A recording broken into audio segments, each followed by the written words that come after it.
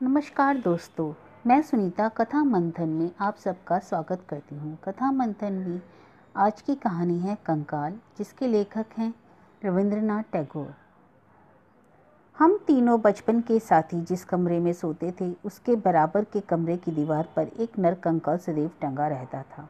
रात को हवा चलने से हड्डियाँ खड़खड़ाया करती।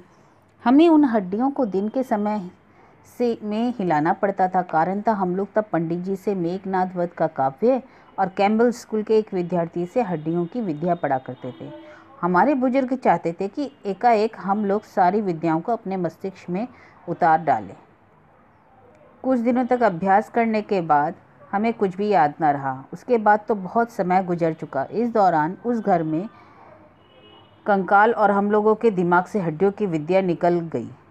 जाने कहाँ लुप्त हो गई, इसका भी पता नहीं लग सका। कुछ दिन ही पहले एक रात को किसी कारणवश कहीं और जगह न मिलने की वजह से मुझे उसी कमरे में सोना पड़ा जिसमें किसी जमाने में कंकाल टंगा रहता था। आदत ना होने के कारण मुझे वहाँ नींद नहीं आई। करवट बदलते बदलते गिरजाघर की घड़ी में बड़े बड़े लगभग सभी घंटे बज गए। इतने में घर में के एक कोने में जो तेल का दिया जल रहा था, वह भी 5-1 मिनट तक टिमटिमाने के बाद बुझ गया। इसके कुछ पहले हमारे घर में 1-2 मौतें हो चुकी थीं, इसलिए इस दिए के बुझते ही मुझे वह मौत याद आ गई। उस वक्त अचानक उसी दौरान उस कंकाल की बात भी याद आ गई। उसकी जीवित हालत के बारे में मैं कल्पना करते करते सहसा ऐसा मालूम हुआ कि जैसे कोई जीवित इंसान अंधेरे में घर में दीवार टटोलता हुआ मेरी मसारी के चारों तरफ घूम रहा है। उसकी गहरी सांस खुद मुझे साफ साफ सुनाई देने लगी। ऐसा लगा जैसे वह कोई खोई वस्तु ढूंढ रहा हो। मैंने निश्चित समझ लिया कि यह सब मुझे नींद न आने से हो रहा है। यह दिमाग की कल्पना है और मेरे ही माथे में भन्नाता हुआ जो खून दौड़ रहा है, वही पैरों की आहट की आवाज़ पैदा कर रहा है। किंतु फिर भी डर के मारे रोंगटे खड़े हो गए। इस व्यर्थ के डर को जबरदस्ती दूर करने के इरादे से मैं बोल उठा, कौन है? पैरों की आहट चलती हुई मेरी मसारी के पास आकर सहसा थम गई और एक जवाब सुनाई पड़ा, मैं हूँ। मेरा वह कंकाल कहाँ गया? उसे ढूंढने आई हूँ। मैंने सोचा कि अपनी काल्पनिक रचना के आगे डरना डराना तो कुछ अर्थ नहीं रखता। सो मैंने हमेशा के परिचित की तरह सहज स्वर में उससे पूछा, वाह, आधी रात को तुम्हें और कोई काम नहीं मिला जो आधी रात के समय कंकाल ढूंढने चली आई? और उस कंकाल से तुम्हारा क्या मतलब है? अंधेरे में मसहरी के बहुत ही पास आकर उसने कहा, खूब कहा। अरे मेरी छाती की हड्डियां तो उसी में थीं। मेरा 26 वर्ष का यौवन तो उसी के चारों तरफ फूल की भांति खिला हुआ था। फिर क्या अब उसको एक बार भी देखने की तबीयत नहीं होगी? मैंने उसी वक्त कहा, हाँ यह बात तो ठीक है, तो तुम ढूंढो, जाओ, मैं जरा सोने का प्रयास करूं। उसने कहा, आज तुम अकेले हो तो जरा बैठ जाऊं, आज थोड़ी देर गपशप होने दो। आज से 35 साल पहले मैं भी आदमियों के पास बैठकर व्यक्तियों की तरह ही गपशप किया करती थी। ये 35 साल मैंने सिर्फ शमशान की वीरान हवा में हूँ हूँ करते हुए बिताए हैं। आज तुम्हारे पास बैठकर एक बार और मनुष्य की तरह गपशप कर लूँ। मुझे ऐसा लगा जैसे वह मसहरी के पास आकर बैठ गई। इसके अलावा तो और कोई चारा न देखकर मैंने भी तनिक उत्साह के साथ कहा, हाँ यह भी ठीक है, चलो कोई किस्सा छेड़ो जिससे सुनकर तबीयत प्रसन्न हो जाए। उसने कहा, सबसे बढ़कर आनंद का किस्सा सुनना चाहते हो तो मेरी आप बीती सुन लो। सुनाऊं? गिरजाघर की घड़ी में टन टन 2 बार घंटा बजा। वह कहने लगी, जब मैं मनुष्य थी और छोटी थी, तब एक आदमी से मैं यमराज की तरह डरती थी। वे थे मेरे पति। मछली को कांटे में फंसा लेने पर वह जैसे फड़फड़ाती है, मैं भी उनके राज में कुछ वैसे ही तड़पती थी।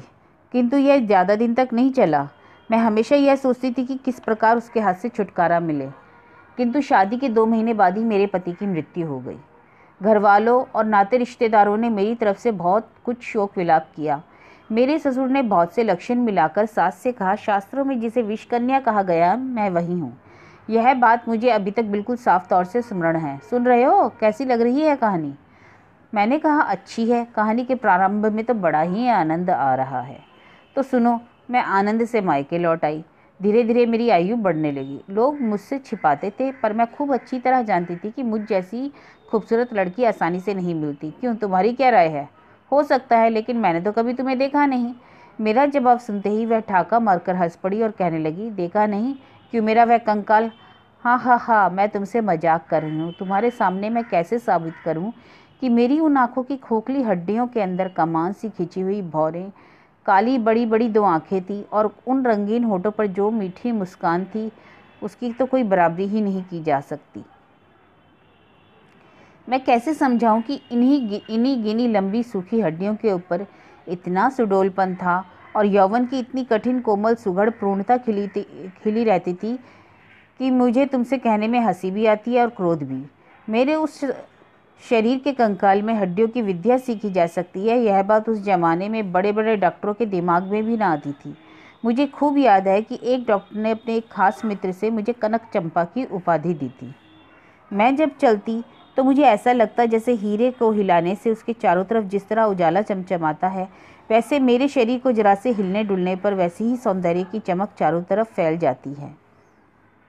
किंतु हाय, मेरे उस बेशरम बेपर्दा निराभरण हमेशा से बूढ़े कंकाल ने तुम्हारे सामने झूठी गवाही दी है मेरी।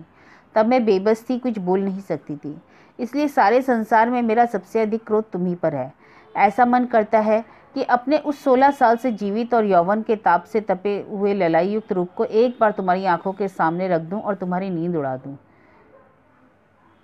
मैंने कहा तुम्हारी देह होती तो मैं तुम्हारी देह छूकर कहता कि उस विद्या को रत्ती भर भी का भी ज्ञान मेरे अब मस्तिष्क में नहीं है।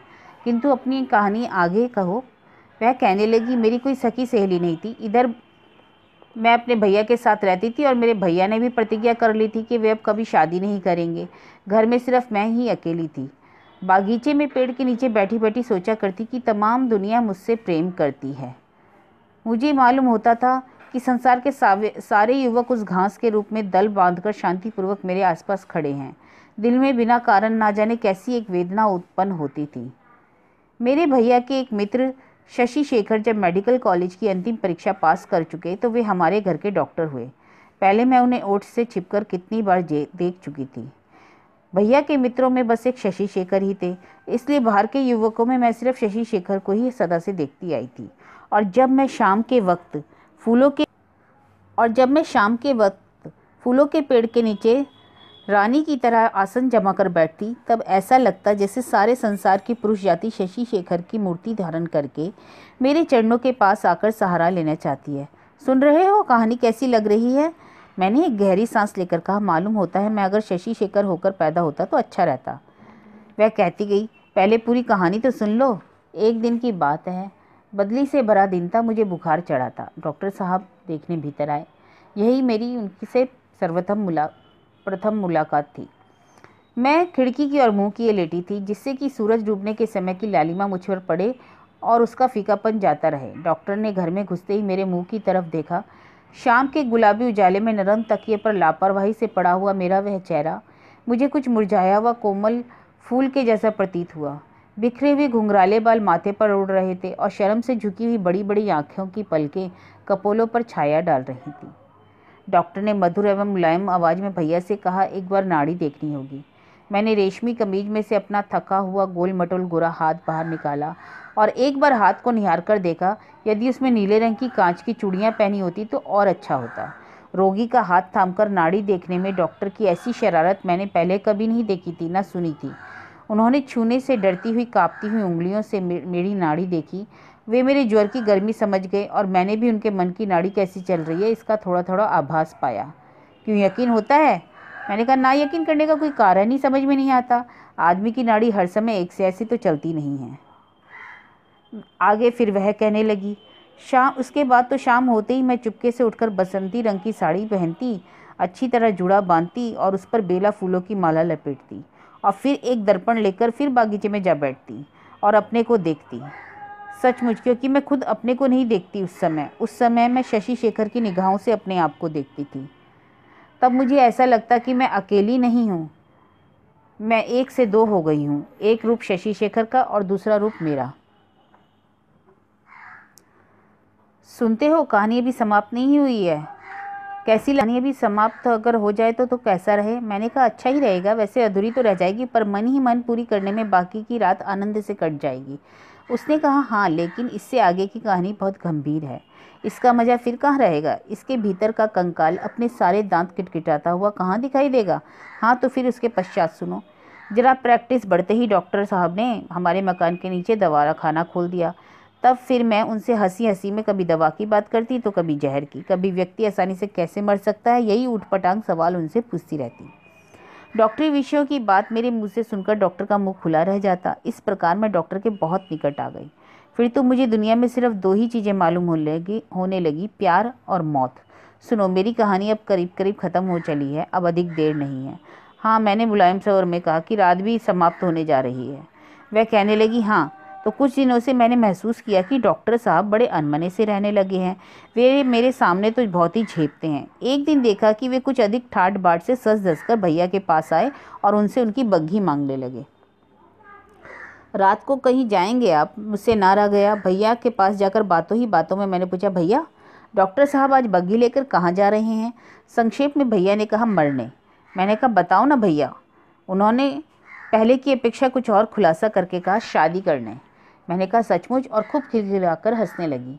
धीरे धीरे मालूम हुआ कि इस डॉक्टर ब्याह में 12,000 रुपये मिलेंगे, किंतु मुझसे यह बात छिपाकर मुझे जलील करने का अर्थ क्या है? मैंने क्या उनके पैरों पर पड़कर कहा था कि ऐसा करने से मैं छाती फाड़कर मर जाऊंगी? पुरुषों का विश्वास नहीं। दुनिया में सिर्फ एक ही मनुष्य देखा है और एक ही क्षण में उसके बारे में पूरी जानकारी प्राप्त कर ली। डॉक्टर रोगियों को देखकर जब घर लौट आए तो मैंने खिलखिलाकर हंसते हुए कहा, क्या डॉक्टर साहब, मैंने सुना है कि मेरी हंसी देखकर डॉक्टर शर्माए नहीं, बल्कि उनका चेहरा फीका पड़ गया। मैंने पूछा, गाजे बाजे कुछ नहीं बुलाए? सुनकर उन्होंने एक लंबी सांस ली और बोले, शादी क्या इतने मज़े की होती है? हंसते हंसते मैं लोटपोट हो गई। मैंने ऐसी बात तो पहले कभी नहीं सुनी थी। मैंने कहा, लेकिन ऐसा नहीं होगा, बाजे तो होने ही चाहिए, रोशनी होनी ही चाहिए और ठाट बाट भी होना चाहिए। इसके बाद तो मैंने भैया को ऐसा विचलित कर डाला कि भैया उसी धूमधाम से बारात निकालने की तैयारी में लग गए। मैं बार बार एक ही बात छेड़ने लगी कि बहू के घर आने पर क्या होगा, मैं क्या करूंगी? डॉक्टर से मैं पूछ बैठी, अच्छा डॉक्टर साहब, तब भी क्या आप इसी तरह रोगियों की नाड़ी मसकते फिरेंगे? यद्यपि मैंने ये बात मजाक से कही थी, पर मुझे दृढ़ विश्वास है कि यह मेरी बात डॉक्टर की छाती में शूल की तरह चुभ गई होगी। बहुत रात बीते लगन था। शाम के वक्त डॉक्टर छत पर बैठे भैया के साथ 2-1 गिलास शराब पी रहे थे। दोनों व्यक्ति इस काम के थोड़ा थोड़ा आदी थे। धीरे धीरे आसमान में चाँद उदित होने लगा। मैं हंसती हुई ऊपर पहुंची और बोली, डॉक्टर साहब भूल गए क्या, चलने का समय हो गया है? और एक बात तो मैं कहना ही भूल गई, इस बीच में छिपकर दवा खाने से जाकर थोड़ा सा सफ़ेद चूरा ले आई थी और छत पर पहुंचते ही दोनों की दृष्टि बचाकर मैंने उसे डॉक्टर के गिलास में मिला दिया। सफ़ेद चूरे के खाने से आदमी मर जाता है, मैंने ये बात तो डॉक्टर से जान ही ली थी। डॉक्टर ने एक ही सांस में पूरा गिलास खाली करके मेरे मुंह की तरफ दिल को छू लेने वाली दृष्टि डालकर भीगे हुए गदगद गले में कहा, अच्छा तो अब मैं चलता हूँ। शहनाई बजने लगी। नीचे उतरकर मैंने एक बनारसी साड़ी पहनी और जितने भी गहने मेरे संदूक में बंद रखे थे सबके सब निकाल कर पहन लिए। मांग को मैं खूब अच्छी तरह से सिंदूर भर लिया और फिर अपनी उसी मौलसिरी के पेड़ के नीचे बिछौना बिछाकर लेट गई। बड़ी सुहानी रात थी। शहनाई की तान धीरे धीरे जब दूर होती चली गई, जब अंधेरे का रूप धारण करने लगी, मेरा वह मसेली का पेड़, बागीचा, ऊपर का आसमान, नीचे का मेरा वह आजन्म काल का घर द्वार, सब कुछ लेकर संसार जब मेरे चारों ओर माया की तरह बिछाने लगा, तब मैं आंखें मीचकर हंसने लगी। इच्छा थी कि जब लोग मुझे आकर देखें तो मेरा वह हंसी रंगीन नशे की तरह रूप मेरे होठ ज्यों की त्यों बनी रहे। बस यही इच्छा, मैं अपनी उस हंसी को यहाँ से अपने साथ लेती जाऊँ और जब मैं अपने सुहाग कक्ष में आहिस्ता आहिस्ता प्रवेश करूं, तब तक वह ऐसी की ऐसी ही बनी रहे। पर दुर्भाग्यवश कहाँ मेरा वह सुहाग कक्ष, कहाँ मेरा वह मिलन का रंगीन खूबसूरत वेश। अपने अंतर्भय से एक खटखट की आवाज़ सुनकर जब मैं जाग गई, देखा तो मुझे लेकर लड़के हड्डियों की विद्या सीख रहे थे। वक्ष के भीतर जहाँ सुख दुख दुख दुख करता रहता था और एक एक करके वह हर रोज़ जहाँ यौवन की कलियां मुस्कुराती हुई खिला करती थीं, वहाँ वेद दिखा दिखाकर किस हड्डी का क्या नाम है यह सीखा जा रहा था। सुनो, मैंने तो अपने सारे हृदय को निचोड़कर अपने उन होठों पर आखिरी हंसी खिलाई थी। उसका कोई चिन्ह तुम्हें दिखाई दिया क्या? कहानी कैसी लगी? मैंने कहा, बड़े आनंद की है। इतने में कौवा बोल उठा। मैंने पूछा, अभी मौजूद हो क्या? पर कोई जवाब ना मिला। घर में सुबह का सुनहरा प्रकाश चमक उठा। धन्यवाद।